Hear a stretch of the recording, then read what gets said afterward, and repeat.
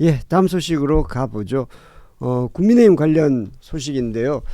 어제 저희가 이제 방송을 할 때 한동훈 전 대표가 제명당하는 소식을 전해드렸습니다. 이제 네. 우리가 이 방송을 할 때 이제 그 국민의힘 최고위원회의가 열렸었죠. 그래서 네. 거기서 제명이 됐었는데 어제 오후에 한동훈 전 대표가 따로 또 기자회견을 열었습니다. 예, 3시간이 조금 넘은 시각, 그 전에 기자회견이 열린다라고 공지는 돌았고요. 기자회견을 열어서 이렇게 이야기를 했습니다. 우리가 이 당의 주인, 이 당과 보수의 주인, 이렇게 이야기하면서 포기하지 말고 기다려달라, 반드시 돌아오겠다, 이렇게 이야기를 했고요. 터미네이터인가요? 예, 그렇게 보입니다. 터미네이터 못지않게 비장한 표정이었습니다. 예.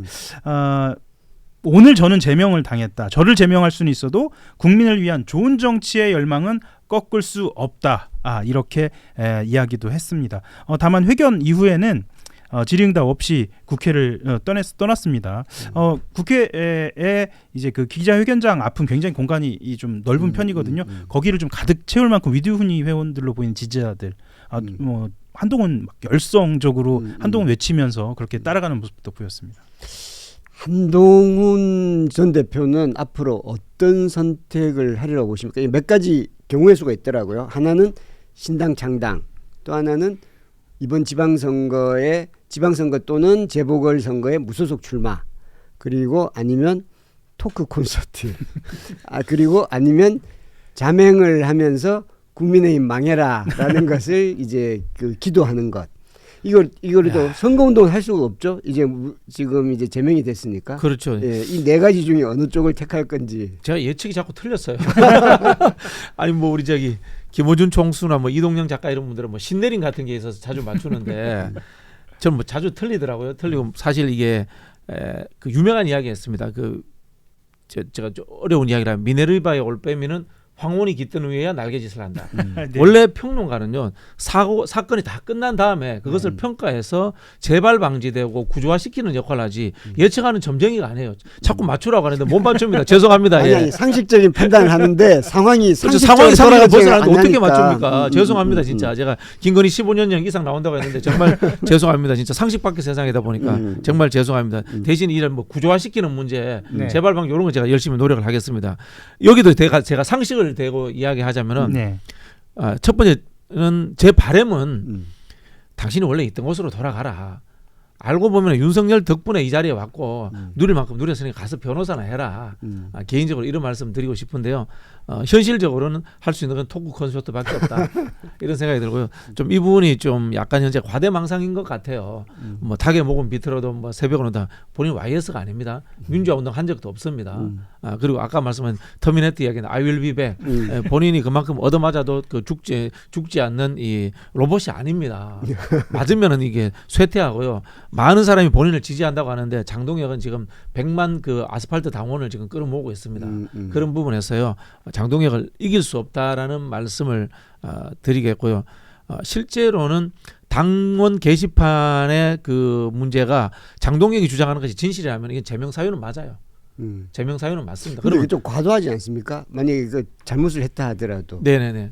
근데 그거는 이제 한동훈 대표가 못 풀어온 거죠. 그걸 본인이 사과하고 정치적으로 풀어갔어야 되는데 법적으로 풀어가니까 장동혁도 판사 아닙니까? 당원 당규에 의해서 그냥 날려버리는 거예요. 판사나 검사나 똑같다라는 생각이 들고요.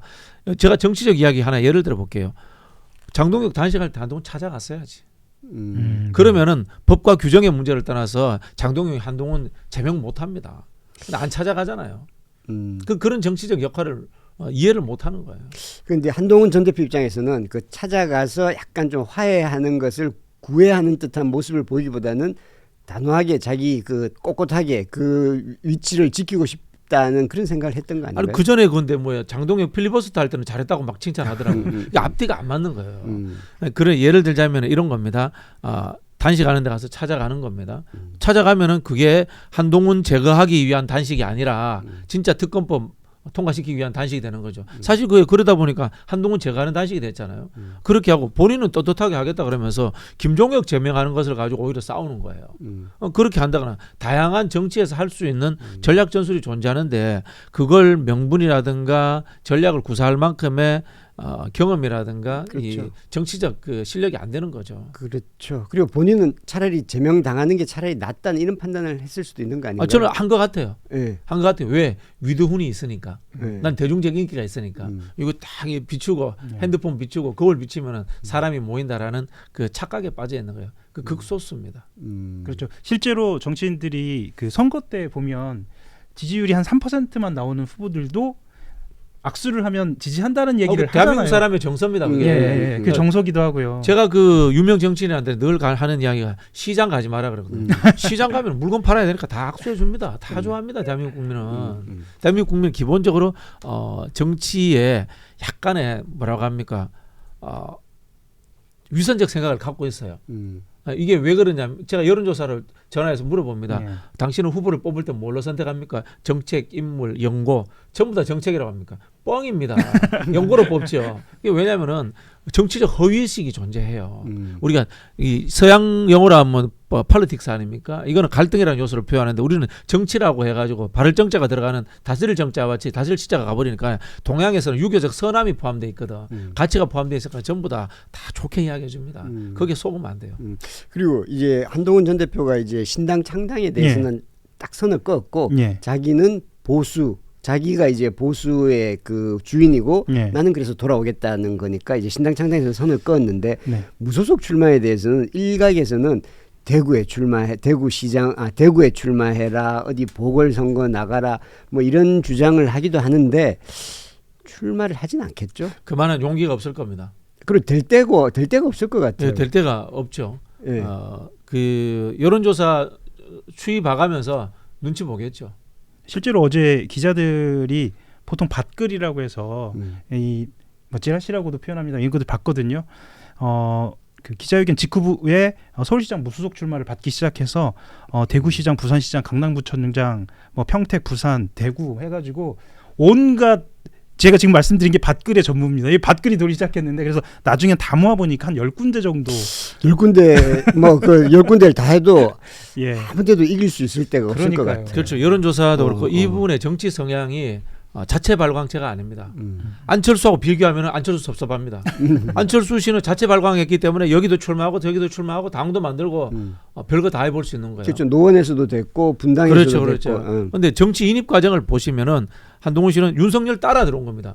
윤석열이 만들어줘서 넘버 2로 발광했던 겁니다. 빛이 났던 겁니다. 그다음 장동혁이 때려져서 또 이제 얻어맞으니까 이제 번쩍번쩍하면서 또 빛이 나는 겁니다. 그렇지 스스로 자체 발광은 한 번도 만들어낸 적이 없기 때문에 저는 이 적극적인 선택으로서 어디 출마를 하겠다라고 본인이 결정하지 못할 겁니다. 예, 댓글에 이제 한동훈 지지하시는 분이 들어오신 것 같아요. 한동훈 대표님 힘내세요. 사랑합니다. 한결에 놀고 있네라고 돼 있고 그 밑에는 박진영님 좋아요라고 또 이렇게. 예. 그러면 이 한동훈 전 대표가 이제 할 수 있는 거는 그냥 바깥을 이렇게 빙빙 도는 것밖에 그렇죠. 없는 거 토크 아닙니까? 콘서트 보면서 예. 내 대선 후보 지지도가 얼마나 올라가느냐. 그다음에 또 뭐 특정 지역에 보궐선거가 있는데 여론조사 이름 넣어봤을 때 얼마나 나오느냐. 이 여론조사 상황을 보면서 계속 간을 볼 겁니다. 네. 그러면 결국은 이제 지방선거까지 이 상태로 갈 텐데 네. 그러면 한동훈 전 대표 입장에서는 다시 자기가 정치적으로 복권이나 부활을 하려면 네. 좀 이제 어폐가 있습니다만 국민의힘이 지방선거에서 참패를 해야 되는 거잖아요. 참패를 해야 되는 거죠. 네. 그렇지만 그래도 한동훈 대표에게는 기회가 안 올 겁니다. 네. 우리는 외부인의 시각에서 보니까요. 탄핵 찬반의 문제로 한동훈을 보고 그래도 탄핵에 찬성해 줬기 때문에라는 생각을 갖고 있습니다. 그런데 내부에서는 어떻게 보냐면요. 탄핵 찬반의 문제가 아니라 배신자 프레임으로 보고 있어요. 국민의힘에서 절대 살아남을 수 없는 게 배신자 프레임이에요. 그리고 이 사람이 중도냐 탄핵에 찬성했느냐 반대했냐가 중요한 아니고 배신자 프레임에 묶이면 이제 아웃되는 거거든요. 그런데 이 배신자 프레임은 굉장히 의미가 있어요. 왜 의미가 있냐면 말씀드린 것처럼 정치를 들어오는 이유가 윤석열 통해서 들어왔기 때문에 윤석열이 없었으면 한동훈은 존재할 수 없었던 거예요. 아까 우리가 판사 보고 이게 모든 것을 분절시켜서 본다라고 했는데 지금 보수의 실력들이 역사성이라든가 스토리텔링을 보지 못하고 그 하나의 사진을 딱 찍는 있지 않습니까? 그런 것처럼 보는 거예요. 윤석열 따라 들어왔는데 윤석열 배신했네? 이것만 보는 거예요. 박근혜 옆에서 출세했는데 박근혜 배신했네? 유승민. 이것만 보는 거예요. 역사성으로 보지 못하고. 그렇기 때문에 저는 이 사람이 그 세력 내에서 다시 어떤 뭐 넘버원이 된다 이럴 가능성은 없다고 봅니다. 보통은 민주당이든 국민의힘이든 이렇게 지방선거든 무슨 선거에서 참패를 하게 되면 보통은 당대표가 물러나게 되고 그렇죠. 오히려 그 반대 세력들이 이제 당에서 힘을 얻게 되는 게 일반적인 패턴이잖아요. 그렇죠. 그런데 지금 현재 국민의힘 상황은 그 패턴이 거기에서도 않을 제외된 것이라는. 사람이죠. 거기서도 제외된 사람이. 뭐 우리 당 내부에 진보도 있고 보수도 있고 실용도 있고 다양하게 있는데 그 사람들 진보가 집권했다 당내에서 상대적으로 그러면 이 사람이 실각한다 보수가 될 수 있어. 그러나 배신자는 시키면 안 돼. 이 논리인 거예요. 이게 우리 밖에서 보는 시각하고 내부의 시각이 다르더라고요. 그리고 특히나 지금 최근에 국민의힘에 입당한 사람들의 면면을 보면 도저히 한동훈을 받아들일 수 없는, 특히나 고성국 TV를 중심으로 한 이제 극우로 표현을 하는데 극우 유튜버들은 한동훈은 흔히 본인들이 하기로는 그 자유파를 결집시키는 데 있어서의 맘쪽 존재 뭐 이런 표현까지 쓰면서도 배척을 하고 있기 때문에 당이 어려워져서도 저도 한동훈은 돌아올 수 없다. 뭐 이렇게 다들 표현을. 저는 개인적으로 그 장동혁 대표한테 극우라는 표현도 아깝다고 보거든요. 그분은 그 오른쪽이고 왼쪽이고 개념이 없는 분이에요. 그냥 출세주의자입니다. 그렇죠. 출세주의자고 권력 추종주의자고 우리 고성국 박사님의 인생사를 제가 대충 알잖아요. 그분도 뭐 정치적 기회가 있을 때마다 변신하는 사람 아닙니까? 언제 또 이 사람들이 중도 합리적 보수 이런 이야기 할지 모릅니다. 이미 그런 조짐을 보이고 있지 않습니까? 이미 오늘 장동혁 대표가 이제 이해찬 전 총리 빈소에 찾아간다고 하더라고요. 네네. 그러면서 이제 조금 제스처를 이제 한동훈은 몰아냈으니까 오히려 더 가벼운 마음으로 이제 중도 확장을 할 수 그렇죠. 있다. 이런 식으로 하기 유행 따라가는 거예요. 이거 표가 되면 유행 따라가는 겁니다. 사실 그래서 저는 지도자로 보지 않아요. 지도자는 대중을 따라가기만 해서는 안 되는 거잖아요.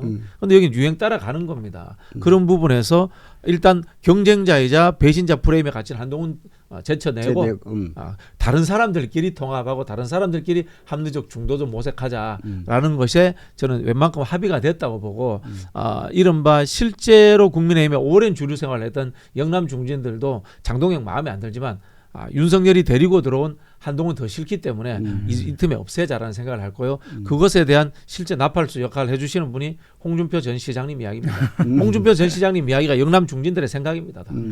그러면 어쨌든 국민의힘은 지금 현재로서는 뭐 참패 각이잖아요. 지금 뭐 아마 그 대구 경북 외에는 아마 서울, 부산, 충청, 강원 지금 현재 다 이제 그 국민의힘 지자체장들인데 아마 지지 유지가 힘들 걸로 지금 현재까지는 보여지는데 그러면 국민의힘이 참패 이후에 국민의힘은 어떻게 되나요?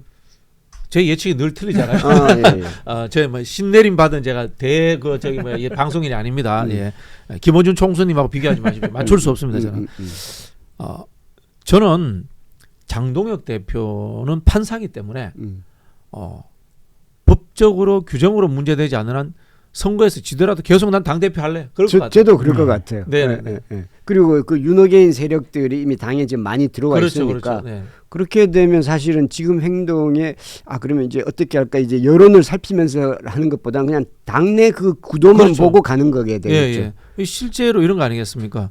51%를 얻어서 집권하기보다는 20% 내에서 51%를 가지고 있으면 늘 소수파지만 내가 대장할 수 있으니까 그거 이제 규정을 가지고 당원 당규에 선거졌다고 지랄하는 거 사퇴하라는 규정은 없다.